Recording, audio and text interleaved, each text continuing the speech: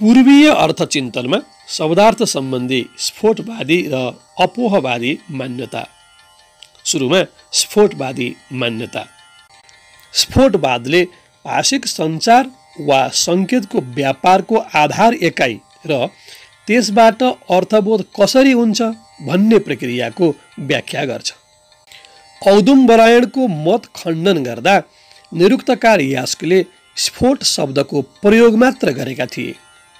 औदुम्बरायणले शब्दलाई समूहबाट अलग भइरहन नसक्ने भन्दै नाम, आख्यात, निपात र उपसर्ग गरी वितरण गर्नु औचित्यहीन मानेका थिए।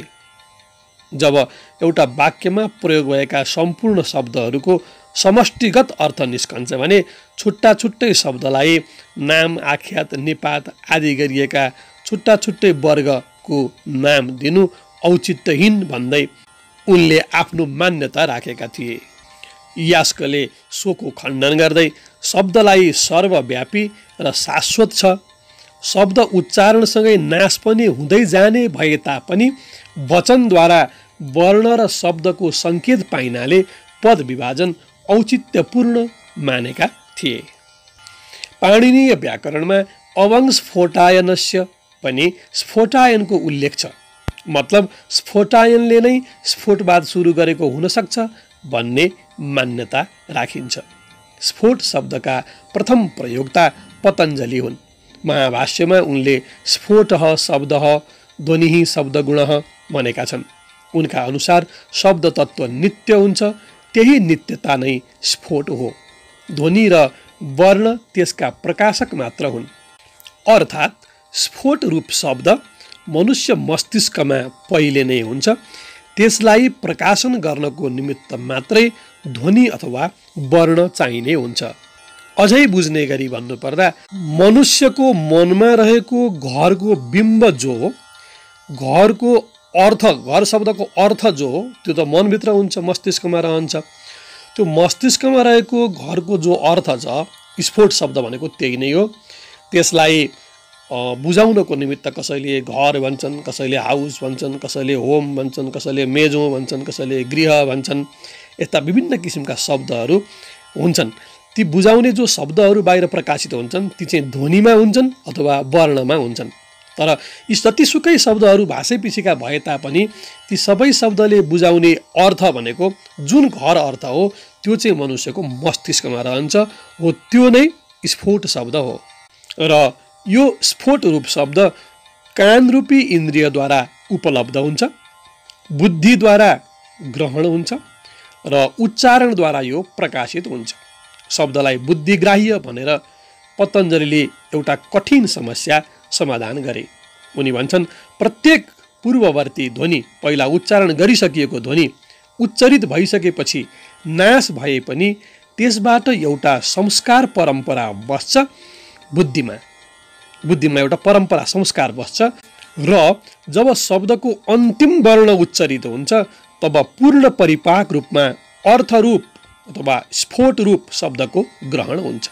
कुनै एउटा शब्द लामो, जस्तो अब जीवन भन्ने शब्द छ, जीवन भनिसक्दा सक्दै हरेक वर्णहरूको उच्चारण गर्दै जाँदाखेरिमा ती ध्वनिहरू नाश हुँदै गए तापनि तिनले एउटा संस्कार परम्परा छोड्दै गएका हुन्छन् र जीबाट सुरु गरिएको पद नमा गएर टुङ्ग्युन्जेलसम्म जुन एउटा परम्पराबाट शब्द टुङ्गिन्छ, बास अन्तिममा त्यसले जीवन भन्ने शब्दको अर्थ बोध हुन्छ। त्यही अर्थरूप नै स्फोट रूप हो, त्यही नै अर्थरूप शब्दको ग्रहण हुन्छ, स्फोट रूप शब्दको ग्रहण हुन्छ भन्ने पतञ्जलिको मान्यता छ। उनी भन्छन् शब्द तत्त्व आकाश जस्तै हुन्छ, आकाश समान हुन्छ र आकाश जस्तै एक वा अखण्ड हुन्छ। यसो भन्दै गर्दा उनीमाथि प्रश्न तेर्सिन्छ, त्यसो भए शब्दमा पूर्व अपर भेद अथवा देशभेद किन हुन्छ त? कतैका मान्छेले कस्तो उच्चारण, कतैका मान्छेले कस्तो उच्चारण, एउटै चिजलाई कतै कसैले केही भन्ने, कतै कसैले केही भन्ने, फरक फरक शब्दहरू हुने किन हुन्छ त? उनी उत्तर दिन्छन् एकै अखण्ड आकाश पनि घटाकाश र पटाकाशमा भेदरूप कल्पित भए चाहिँ आकाश त एकै हो, तर घडाभित्रको आकाश र घडा बाहिरको आकाश महाकाश र घटाकाश भने जस्तै कटाकाश पटाकाश भने जस्तै विविध रूपहरूमा यो आकाश देखिए जस्तै शब्दमा पनि देशभेद दृष्टिगोचर हुन्छ। यो केवल कल्पना मात्र हो, भ्रम मात्र हो। त्यसैले उनी भन्छन् स्फोट नित्य हो, ध्वनि समूह अनित्य हो। भित्रको मस्तिष्कभित्रको स्फोट रूप सत्य हो, त्यो नित्य हो। त्यसलाई बुझाउनको निमित्त बाहिर प्रयोग गरिने ध्वनि समूहहरू अनित्य हुन्। ध्वनि व्यञ्जक हो, स्फोट व्यङ्ग्य हो। ध्वनिले स्फोटलाई व्यञ्जना गर्छ, त्यसकारण त्यो व्यञ्जक हो। ध्वनिबाट स्फोटको प्रतीति हुन्छ, त्यसैले स्फोट चाहिँ व्यङ्ग्य हो। स्फोट देश र कालभेदबाट मुक्त हुन्छ, ध्वनिमा देश र कालभेद रहन्छ। अब लागौँ स्फोटवादमा भर्तृहरिको दार्शनिक विचारतर्फ। भर्तृहरिले वाक्यपदीयमा यसबारे अद्वैत दर्शनसँग मिल्दोजुल्दो विवेचना पेश गरेका छन्। भाषा समेतको पूर्ण सृष्टि शब्द ब्रह्मबाट उत्पत्ति हुन्छ।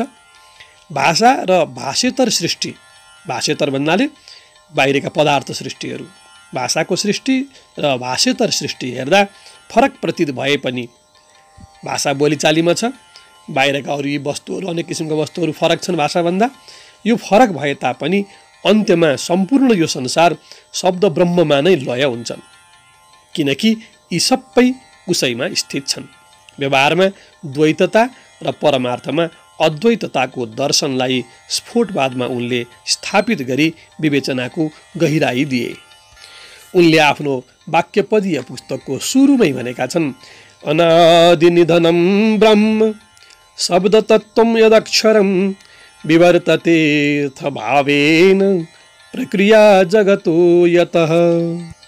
अथवा शब्द ब्रह्मबाट नै, जो शब्द ब्रह्म अनादि निधन, जसको आदि र अन्त्य छैन, त्यस्तो शब्द ब्रह्मबाट नै यो सम्पूर्ण संसारको जगतको प्रक्रिया सुचारू भएको हो, उनीबाट यो सृष्टि भएको हो भन्ने अर्थ यसको छ। स्फोटात्मा शब्द ब्रह्मबाट हुने सृष्टिक्रम प्रणव, शब्द ब्रह्म, परा, पश्यन्ती, मध्यमा र वैखरी यसरी हुन्छ। पहिला प्रणव उत्पत्ति ओमकार, अनि त्यो शब्द ब्रह्म हुन्छ, अनि परा वाणी, पश्यन्ती वाणी, मध्यमा वाणी र वैखरी वाणी हुँदै बाहिर प्रकट हुन्छ। परा र शब्द ब्रह्म एकै मान्छन् भर्तृहरि। त्यसैले भाषिक सृष्टिमा पश्यन्ती, मध्यमा र वैखरी मात्र प्रकट हुने हुन्छ मूर्त रूपमा। उनले परावाणीलाई ब्रह्ममै लिएर गएर मिसाइदिए, तर नागेश भट्ट आदिहरूले भने परा, पश्यन्ती, मध्यमा र वैखरी चारैवटा वाणी छुट्टा छुट्टै मान्दछन्। भारतीय विद्वान नारङ्गले यो वाक सृष्टिक्रम, यो वाणीको सृष्टिक्रमलाई ससुरको लाङ र परोलका सापेक्षतामा व्याख्या गरेको पाइन्छ। केही समानता पाइए पनि आधारभूत अन्तर भने कायमै रहने चतुर्वेदीको भनाइ छ। प्रतीक जस्तै स्फोट सदा सार्थक हुन्छ, तापनि प्रतीकवादमा प्रतीक, प्रतीकार्थ र तिनको सम्बन्ध स्फोटवादमा जसरी नित्य हुँदैन। त्यसैले ससुरको प्रतीकवाद र स्फोटवाद फरक फरक हुन्। विश्लेषण गर्न सहज हुन्छ भन्नका लागि वर्णस्फोट र पदस्फोटको सत्ता स्वीकारे पनि उनी अखण्ड ब्रह्म सत्ता सरह वाक्य स्फोटलाई मात्र स्वीकार्छन्। वास्तवमा वाक्य ध्वनि या शब्द समूहको समूह मात्र नभई युगपत् अर्थ व्यञ्जित हुने भाषिक एकाइ हो भनी उनी भन्छन्। यसै क्रममा उनले भनेका छन्, वाक्य स्फोटोति निष्कर्षे तिष्ठन्तीति मनस्थिति। बोल्दा वक्ताको बुद्धिमा स्थित स्फोट ध्वनि अभिव्यक्तिको कारण हुन्छ भने सुन्दा श्रोताको बुद्धि स्थित स्फोट ग्रहणको कारण हुन्छ। मतलब बोल्दाखेरि वक्ताको बुद्धिमा जुन स्फोट स्थिति छ त्यो चाहिँ ध्वनि अभिव्यक्तिको कारण हुन्छ। भित्रको स्फोटलाई आधार मानेर बाहिर ध्वनि निस्कन्छ र त्यो ध्वनि सुनिसकेपछि श्रोताको बुद्धिमा भएको स्फोट जो छ त्यो स्फोट चाहिँ ग्रहणको कारक हुन्छ। सुनिसकेपछि पहिला बोल्नको लागि पनि त्यही स्फोट कारण हुन्छ, सुनिसकेपछि अर्थ ग्रहण गर्नको लागि पनि त्यही स्फोट कारण हुन्छ। अब प्रश्न, स्फोटको ज्ञान कसरी हुन्छ त भन्ने प्रश्नको उत्तरमा उनी भन्छन्, स्फोटको ग्रहण प्रकृत ध्वनिबाट हुन्छ। त्यसको वृत्ति भेदको कारण वैकृत ध्वनि हो। प्रतिभाबाटै शब्द साक्षात्कार हुन्छ र प्रतिभा नै ब्रह्म साक्षात्कारको साधन पनि हो। अब हेरौँ भट्टोजी दीक्षितले आफ्नो शब्द कौस्तुभ भन्ने ग्रन्थमा स्फोटवादको व्याख्या कसरी गरेका छन्। उनले 8 प्रकारको स्फोटको चर्चा गरेका छन्, अद्वैतवादी दर्शनका भेद उपभेदसँग समन्वित गराउँदै। उनले वर्णस्फोट, पदस्फोट, वाक्यस्फोट, अखण्ड पदस्फोट, अखण्ड वाक्यस्फोट, वर्ण जाति स्फोट, पद जाति स्फोट र जाति वाक्य स्फोट गरी 8 प्रकारका स्फोटको चर्चा गरेका छन्। वर्णस्फोटको व्याख्यामा उनले प्रत्येक वर्णलाई सार्थक मान्दै प्रकृति पनि सार्थक हो भन्दै वर्णलाई प्रकृतिसँग तुलना गरेका छन्। त्यसैगरी पदस्फोटको व्याख्यामा प्रत्येक पद सार्थक हो र त्यस्तै जीव पनि सार्थक हो। पदस्फोटको व्याख्या यसरी गरेका छन्। त्यसैगरी वाक्यस्फोटमा जसरी ब्रह्म सार्थक हुन्छ त्यसैगरी प्रत्येक वाक्य पनि सार्थक हो। वर्णबाट पद, पदबाट वाक्य भने जस्तै उनी प्रकृति, त्यसपछि जीव र ब्रह्म, वर्ण, पद र वाक्यलाई प्रकृति, जीव र ब्रह्मसँग तुलना गर्छन्। अब अखण्ड पदस्फोटमा उनी भन्छन् पद अखण्ड हुन्छ, त्यही अखण्ड पद नै सार्थक हुन्छ।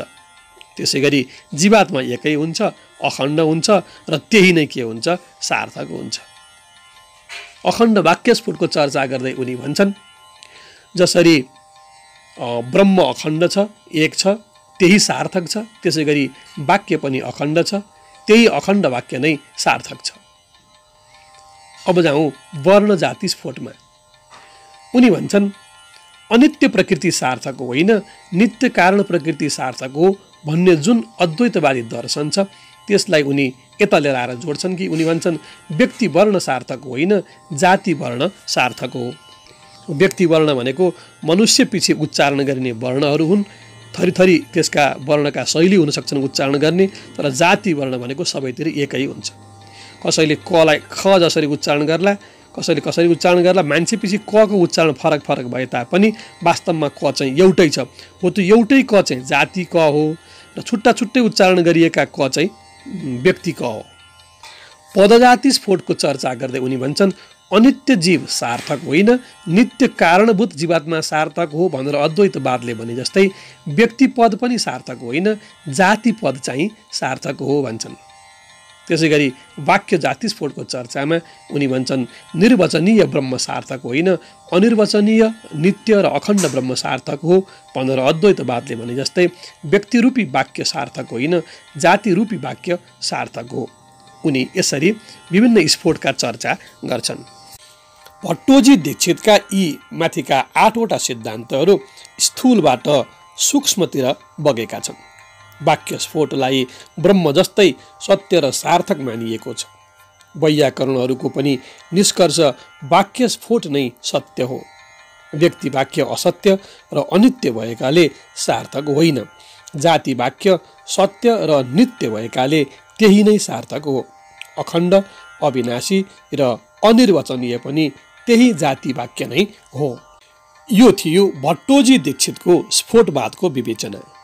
अब लागौँ निष्कर्षतिर। समग्रमा अव्यक्त शब्द तत्व अथवा स्फोट कारण हो, यसैबाट शब्दहरू उच्चारित हुन्छन्। ध्वनि या वर्णका रूपमा व्यक्त शब्द अर्थबोधको माध्यम हो। स्फोट र ध्वनि व्यङ्ग्य व्यञ्जक सम्बन्ध राख्छन्। ध्वनि कर्णगोचर हुँदै बुद्धिस्थ स्फोट रूपलाई उद्बुद्ध गराउँछ। क्रमयुक्त वर्ण समूहात्मक उच्चरित शब्दका वर्णहरूले संस्कार परम्पराबाट बुद्धि स्थित क्रमरहित अखण्ड स्फोट रूप शब्द तत्त्वलाई उद्बुद्ध गराउँछ र अर्थबोध गराउँछ। यसको पनि खण्डन छ। खण्डनमा वैयाकरण, वेदान्ती र काव्यशास्त्रीले स्वीकारे पनि मीमांसक र नैयायिकले खण्डन गरेका छन्। मीमांसाका अभिहितान्वयवादी र अन्विताभिधानवादी दुई सम्प्रदाय छन्। दुवैका भिन्न भिन्न मान्यता छन्। उनीहरूले स्फोटवादको खण्डन गरेका छन्। परवर्ती वैयाकरणहरूले खण्डनको पनि खण्डन गरी फेरि स्फोटवादलाई नै स्थापित गरेका पनि छन्। आनन्दवर्धनले त यसै सिद्धान्तमा ध्वनि सिद्धान्तको विकास समेत गरेका छन्। अब लागौँ अपोहवादी मान्यता। यो शब्दार्थ चिन्तनमा बढी प्रयोगमा आउँछ। Theory of exclusion. अपह भन्नाले बाहिर, ओह भन्नाले त्याग गर्नु। बाहिरका सम्पूर्ण कुराहरूलाई त्याग गर्नु भन्ने नै अपोहवादी मान्यता हो। अब यसलाई कसरी बुझ्ने त? आउनुहोस् अघि बढौँ। यसका प्रवर्तक दिङनाग हुन्। शून्यवादी बौद्ध चिन्तक हुन् दिङनाग। उनले प्रतिपादन गरेको सिद्धान्त हो अपोहवादी सिद्धान्त अथवा मान्यता। प्रसज्यः प्रतिषेधः अर्थात् सर्वथा भावनिरपेक्ष अभावलाई शब्दबोधको विषय मानेको छ यो सिद्धान्तले। सर्वथा भावनिरपेक्ष अभावलाई यसले शब्दबोधको विषय मानेको छ। त्यो भनेको के त? अब हामी त्यही चर्चा गरौँ। शब्दको प्रमुख वैशिष्ट्य नै, कुनै पनि शब्दको प्रमुख वैशिष्ट्य नै, विशिष्टता नै त्यसको नकारात्मकता वा निषेध हो। अर्थात् गाई शब्दको अर्थ गाईको भावरूप बोध नभई गाईभन्दा बाहेकका अरू सबै प्राणीको नकार अथवा निषेध पश्चातको जे अभाव हुन्छ त्यही अभावलाई पुरा गर्न आउने रूप नै गाई हो। यसरी भनौँ, अपोह अर्थात् निषेध, नकार। अपोहको अर्थ नै निषेध हो, अपोहको अर्थ नै नकार हो। गाईभन्दा बाहेकका अरू सम्पूर्ण संसारका प्राणीहरूलाई निषेध गरेपछि जे अर्थ बाँकी रहन्छ त्यही नै गाई हो। अपोहवाद शून्यवादी दर्शन हो। शून्यता भनेको वस्तुको रूप, गुण आदिको निषेध पछिको अभावात्मक स्थिति हो। जस्तै घडा शब्दले बोध गराउने घडाको रूप र गुण मात्र हो। रूप र गुण त परिवर्तनशील हुन्छ, वस्तुको सत्ता स्थायी हुन्न। त्यसैले शून्यता भनेको वस्तुको गुण र रूप निषेध पश्चातको अवस्था हो। अझ सजिलोसँग बुझ्दाखेरिमा हामीले घडा भनेर जेलाई बुझ्छौँ, हामीले बाहिर देखेको जुन घडा हो त्यही घडा नै हाम्रो मनभित्र भएको घडा होइन। किनभने बाहिर देखिएको घडाको आकार अर्कै, तल भ्यात्त परेको होला, माथि मुख साँग्रो परेको होला, तर हाम्रो मनमा भएको घडा त्यस्तै छ त? होइन। हाम्रो मनमा त एउटा जाति घडा छ। बाहिरको घडा त अनेक थरी छन्। बाहिरका घडामा अनेक वस्तु छन्, अनेक रूप छन्, अनेक गुण छन्। हो, यी सम्पूर्ण रूपवाला र सम्पूर्ण गुणवाला संसारभरिका घडाहरूलाई सबैलाई निषेध गरिदिएपछि पनि मनुष्य मस्तिष्कभित्र एउटा घडाको अर्थ रहिरहेको हुन्छ, वा सबैलाई निषेध गरेपछि शून्य हुन्छ। त्यही गुण रूप निषेध पश्चातको शून्य अवस्था नै घडा हो। अपोहवादको मूल मर्म शब्दार्थ सम्बन्धलाई विभेदात्मक मानेर तार्किक व्याख्या गर्नु हो। अर्थात् शब्द र वस्तुका बीच प्रत्यक्ष सम्बन्ध हुँदैन र अर्थ आफ्नो प्रकृतिमा विभेदात्मक वा निषेधात्मक हुन्छ भन्नु यसको तात्पर्य हो। यसले शब्द र वस्तु यी दुईटाको बीच वास्तविक सम्बन्ध हुँदैन भनेर मान्दछ। शब्द त केवल परिकल्पनात्मक मात्रै हुन्छ अथवा यादृच्छिक बिम्ब मात्र हो शब्द। कसैले त्यो वस्तुलाई त्यो शब्द राखिदियो नाम, र विशुद्ध मनोजन्य विकल्प मात्रै हो त्यो शब्द। शब्दबाट बोध हुने अर्थ त्यसको विभेदात्मक सम्बन्धमा आधारित हुन्छ। बौद्ध चिन्तकको यो विचार ससुरको यादृच्छिक वाक प्रतीकसँग मेल खान्छ। कसैले त डेरिडाको विषम रचनावादसँग पनि जोडेका छन्। डेरिडालाई पनि भारतीय दर्शनको ज्ञान पक्कै हुनुपर्ने भनी कोही विद्वानहरू भन्छन् पनि। मित्रहरू, हामी यतिन्जेलसम्म चर्चा गर्दैथ्यौँ पूर्वीय शब्दार्थ चिन्तनमा स्फोटवाद र अपोहवादी मान्यता। स्फोटवादमा वाक्यको अर्थ, वाक्य स्फोटलाई बढी महत्त्व दियो भने अपोहवादमा शब्दको अर्थलाई बढी महत्त्व दिइयो। यहाँहरूको समय शुभ रहोस्। हरि ओम तत्सत।